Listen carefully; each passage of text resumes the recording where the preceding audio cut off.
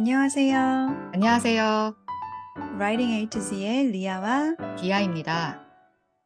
지난 시간에는 제품이나 서비스에 대한 문의 이메일 쓰는 방법을 구조와 더불어 여러 가지 표현을 배워봤는데요. 지난 시간 내용이 좀 많아서 힘드신 분도 있었을 것 같은데 찬찬히 본인의 속도에 맞춰서 리뷰하는 시간과 강의록을 참고하시면 더 도움이 되실 거예요. 자, 그럼 디아쌤, 오늘은 어떤 새로운 내용을 배우게 되나요? 네, 오늘은 complaint 제기하기, 즉 불만을 제기하는 이메일 쓰는 방법을 배워볼 거예요. 네, 클레임을 제기하는 이메일은 어떻게 쓰면 되는지 먼저 예시 이메일을 함께 볼까요? 왼쪽 이메일이 complaint 제기 메일이고요. 헬러 씨가 마티네즈 씨에게 쓴 글을 먼저 함께 읽어보시죠. Dear Ms. Martinez, I'm writing in reference to the delivery of MP3 players, order number J396, which we received today.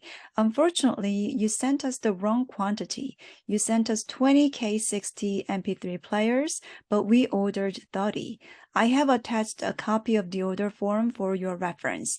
I would be grateful if you would send 10 more players as soon as possible. Thank you for your assistance in this matter. Sincerely, David Haller. 이번에는 답변인 오른쪽 이메일 같이 읽어볼게요. Dear Mr. Haller, thank you for your email concerning your order number J396. We are sorry to hear that you received the wrong quantity. We have discovered that this was caused by a software problem. We will send you the remaining 10 MP3 players immediately, free of delivery charge.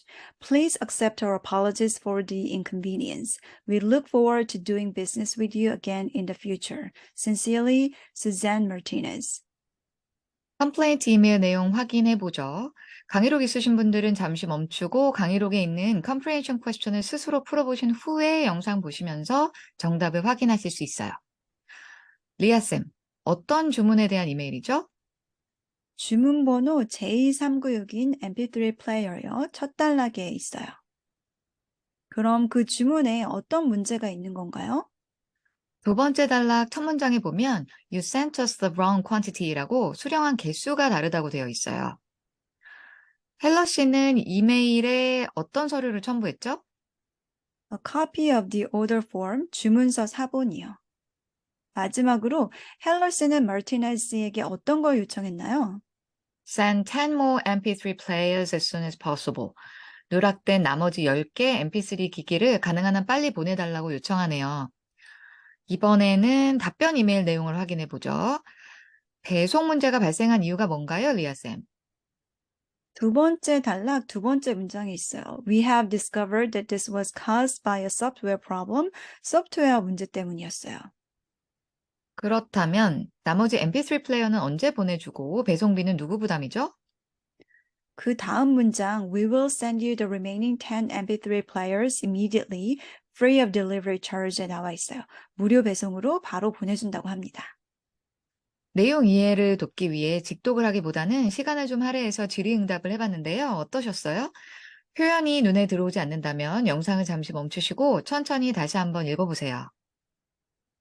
네, 그럼 불만 제기하는 이메일을 시작할 때 쓸 수 있는 표현을 보기 전에 짚고 넘어갈 부분들이 있어요. 특히 불만의 내용을 담은 편지나 이메일, 팩스 등을 보낼 때는요, 불만족스러운 상황이 발생한 직후에 가능한 빨리 보내는 게 좋아요. 시간이 많이 지난 후에 불만을 제기하면 상대방이 기억하기도 어려울 뿐만 아니라 기간에 따라 어떤 조치를 취할 수 없는 방침이 있을 수도 있으니까요.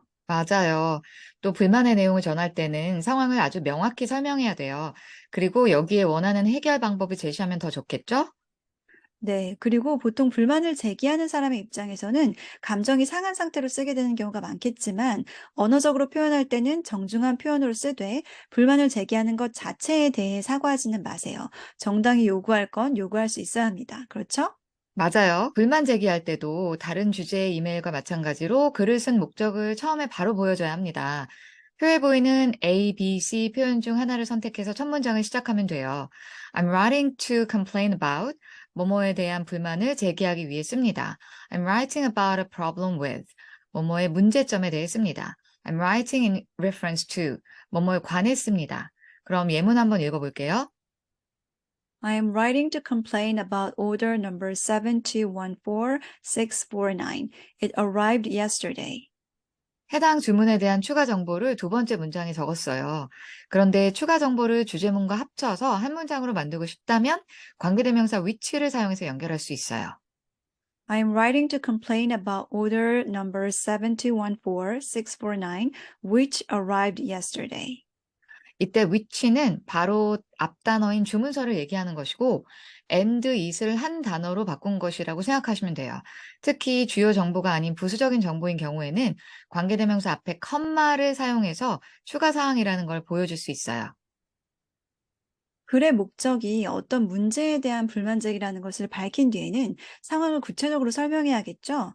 우선 어떤 상황인지 대략적으로 설명하고 그 다음 자세한 사항을 추가로 이야기합니다. 그리고 필요한 경우 더 추가할 내용이 있다면 덧붙이면 되는데요. 일단 상황에 대한 대략적인 설명을 할 때는 We regret to inform you that 뭐라고 알리게 돼서 유감이에요. I am sorry to say that 무엇을 말하게 되어 유감이에요.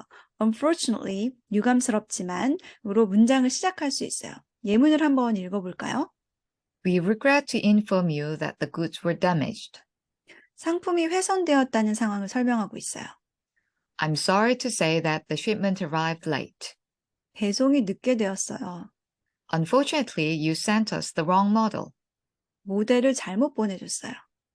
Unfortunately, the work was unsatisfactory. 작업 결과가 마음에 들지 않았어요. 등의 내용을 예시처럼 문장으로 파란색 표현 뒤에 쓰면 됩니다. 이어서 내용을 추가할 수 있는데 원래 이랬어야 하는데 이런 상황이다 라는 내용의 반전을 이어주는 접속사 but으로 문장을 결합해 주시면 돼요. 간단하죠? 첫 번째와 네 번째 예문이 이렇게 연결되어 있죠? We ordered TS400 models, but we received TS300. The promised delivery date was January 22nd, but it arrived February 6th. 두 번째와 세 번째 예문도 읽어주시겠어요? There are cracks in the wall. 벽에 금이 갔어요. The plastic casings were scratched in the several places. 플라스틱 케이스에 스크래치가 여러 군데 있어요. 처럼 대략적인 상황 설명 뒤에 구체적으로 어떤 문제가 있는지 설명하시면 돼요. 여기까지만 해도 상황 설명은 되었지만 상대방이 어떤 증거를 요구할 수도 있으니까 미리 증거 자료 같은 것을 덧붙일 수도 있겠죠. We enclose, please find enclosed, I am attaching. 이 세 가지 표현은 다 무엇을 동봉합니다 또는 첨부합니다 라는 표현으로 쓰여요. We enclosed a copy of the order. 주문서 사본을 첨부합니다. Please find enclosed a photocopy of the shipping order. 선적 주문서 사본을 동봉합니다. I'm attaching photographs of the damage. 훼손된 부분의 사진을 첨부합니다. 라는 내용 등으로 활용할 수 있어요. 상황 설명 뒤에는 complaint 메일이라면 어떤 문제인지 답변 메일이라면 어떤 해결책을 줄 건지 말해야겠죠? 우선 문제점부터 하나씩 살펴볼게요. 물건이 faulty, 결함이 있거나 broken, 깨졌거나 dirty, 더럽거나 dented, 파였거나 crushed, 부서졌거나 stained, 얼룩이 졌을 수 있겠죠? 또 missing, 없어졌거나 not arrive, 물건이 아직 도착하지 않을 수도 있겠고요. 색상이나 사이즈가 다른 경우는 틀린 경우니까 wrong color, wrong size라고 해요. 특히 different를 쓰지 않도록 잘 기억해 두세요. 마지막으로 요금이 더 많이 부과되었다고 할 때는 overcharged를 사용하면 돼요. 컴플레인트 이메일을 수령했다면 답변 메일에는 해결책을 줘야 하는데 간단하지만 확실하게 제공하는 게 좋아요. refund, 환불해주겠다. send the order immediately, 바로 보내주겠다. 또는 요금이 잘못됐다는 고객의 불만 사항에는 요금 확인을 위해서 send me a credit note, 신용카드 전표를 보내달라고 요청할 수도 있겠습니다. 답변 이메일을 쓸 때 구성을 먼저 살펴보면 우선 메일을 보내줘서 고맙다라고 고객에게 간단한 감사 표현으로 시작해서 문제 상황을 언급하며 사과를 해야겠죠. 그러고 나서 만약 그러한 문제가 일어난 이유를 설명할 수 있는 경우에는 설명을 하면 되고요. 어떻게 고객을 도울 것인지 액션 플랜을 이야기하고 정중하게 마무리하는 구조로 쓰면 됩니다. 앞서 살펴보신 답변 이메일 구성에 따라 한 가지씩 글로 살펴볼게요. Thank you for your email concerning your order J396. 고객에 대한 감사 표현을 하고 We are sorry to hear that you received the wrong quantity. 문제에 대한 사과를 합니다. We have discovered that this was caused by a software problem. 그리고 나서 문제에 대한 이유를 언급하죠.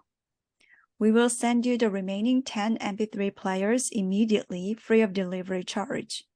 다음에 문제에 대한 해결책을 언급하고 Please accept our apologies for the inconvenience. 다시 한번 정중히 사과를 합니다. 사과 메일인 경우 시작도 사과, 마무리도 사과로 하는 게 좋아요. 사과에 대해 좀 더 진심이 전달되게끔 하는 수단이 될 수 있거든요. We look forward to doing business with you again in the future. 그리고 앞으로도 계속 거래를 하고 싶다고 정중히 promising한 마무리를 했어요. 마지막으로 답변 이메일 예시에서 쓰인 표현과 바꾸어 쓸 수 있는 표현 5가지가 왼쪽에 나와 있는데요. 영상을 멈추시고 어떤 표현과 각각 바꾸어 쓸 수 있는지 확인해 보세요. 강의록 있으신 분들은 풀어보신 후에 답을 확인하실 수 있어요. 오늘은 제품이나 서비스 등 불만 사항을 제기하는 컴플레인트 이메일의 문답 구조와 표현들을 알아봤어요. 특히 해외 구매 경험이 있으신 분들은 굉장히 와닿았을 것 같아요. 혹시라도 해외 구매 사이트에 불만 제기를 해야 하는 경우가 있다면 오늘 배운 표현과 이메일 구성을 따라서 써보세요. 질문이 있으시면 댓글로 남겨주시고요. 강의록이 있으신 분들은 이메일 작성 연습 문제도 풀어오세요. 오늘 저희 영상이 도움이 되었다면 구독, 좋아요. 알림 설정, 댓글 부탁드리고 우리는 다음 영상에서 만나요. See ya! See ya!